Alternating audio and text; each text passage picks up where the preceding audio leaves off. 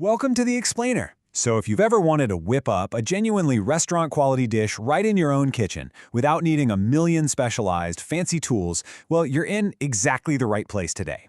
We're breaking down a true culinary masterclass, taking a really close look at the techniques behind an absolutely incredible Afghani egg curry. We're going to examine the exact science, the precise steps, and the critical visual cues you need to pull this recipe off perfectly. So, get ready to take some mental notes. Let's be real for a second. Are you getting kind of bored of the usual onion, tomato, egg curry? We all fall into those routine daily cooking habits, right?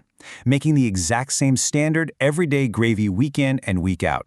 It is so easy to get stuck in a culinary rut. Well, today is all about breaking that routine. We're going to try something that feels super sophisticated, yet is surprisingly totally accessible for any home cook. Okay, let's dive into this. Usually your standard egg curries lean heavily on browned onions and a really acidic tomato base. But our Afghani egg curry, it completely ditches the tomatoes. No tomatoes at all.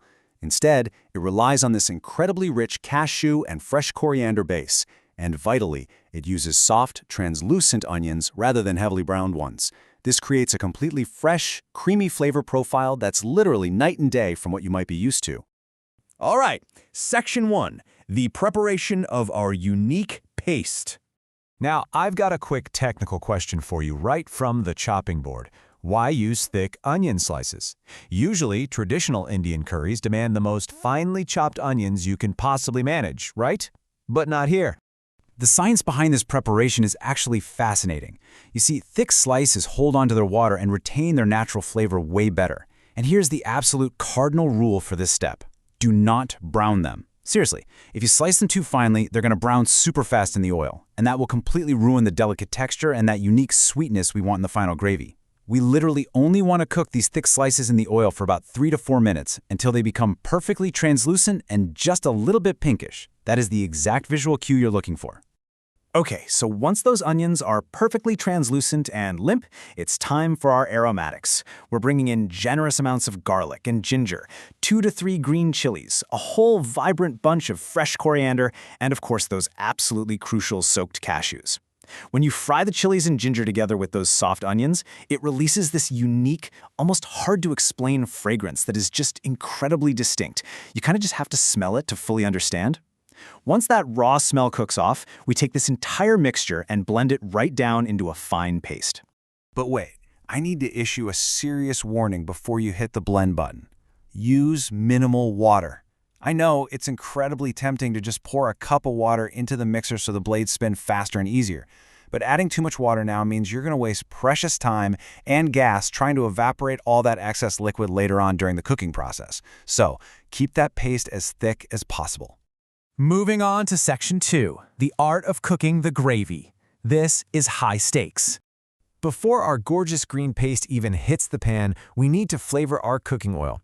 We're going to briefly temper some whole spices in the hot oil. Just a bit of cinnamon, cumin, black pepper, and cardamom. Letting these sizzle for just a few seconds releases their essential oils, creating a deeply fragrant base right before we drop in our vibrant green onion and cashew paste. Now, once that paste is in the pan, keep this rule in mind. If you brake on the highway by mistake, an accident happens. Same exact concept here. You've got to use all your arm strength to stir this mixture continuously. Because we blended cashews in there, the minute your hand stops moving that spatula, the cashew paste is going to stick right to the bottom of the pan and burn, completely ruining the entire batch. So keep it moving. So, the crucial point is, how do you manage this intense stirring without your arm falling off? Easy.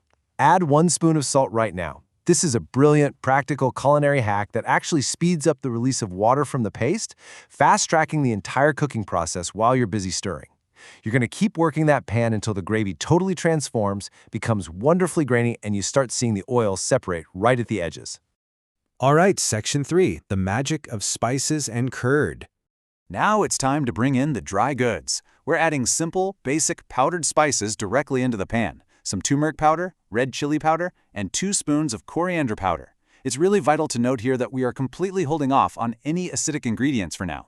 Adding anything acidic prematurely would just abruptly halt the cooking process of our onion base, so we're strictly sticking to these warm, dry spices to build up the foundation. Now, what's really interesting here is the dramatic visual transformation that takes place in your pan. You probably think an Afghani curry stays bright green, right? No way. The dry spices will completely eliminate that initial green hue. As they roast into the paste, they create a brand new, incredibly rich, and super appetizing earthy color. It's awesome to watch. With those spices perfectly roasted, let's walk through our dairy additions. Step 1. Add half a cup of plain curd. Step 2. You absolutely must cook this curd on a medium-low flame. Actually, cooking curd properly on lower heat is quite fast, but you've got to wait until the oil separates again and the texture returns to being nice and grainy. And then step 3, which is technically optional but highly recommended, add 2 spoons of milk cream or malai. That single addition gives the gravy that ultimate, luxurious, true restaurant-style richness.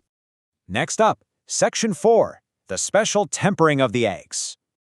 For this specific proportion of gravy we've just made, we're using exactly 8 boiled eggs. But hold on, you don't just toss them in plain. They need some really careful preparation. First things first, you need to make small slits all across the surface of each egg to let the flavors really penetrate. Then, frying them in a pan until they're slightly brown actually cooks that outer layer of albumin, which gives the egg a much firmer, vastly more satisfying texture. Finally, you coat them right in the pan with turmeric, vibrant Kashmiri chili, black pepper, and some kasuri methi. The heat literally toasts the spices directly onto that firm albumin, completely elevating the aroma and color before they even touch our gravy. And finally, Section 5, that restaurant-style final touch. This is where it all comes together.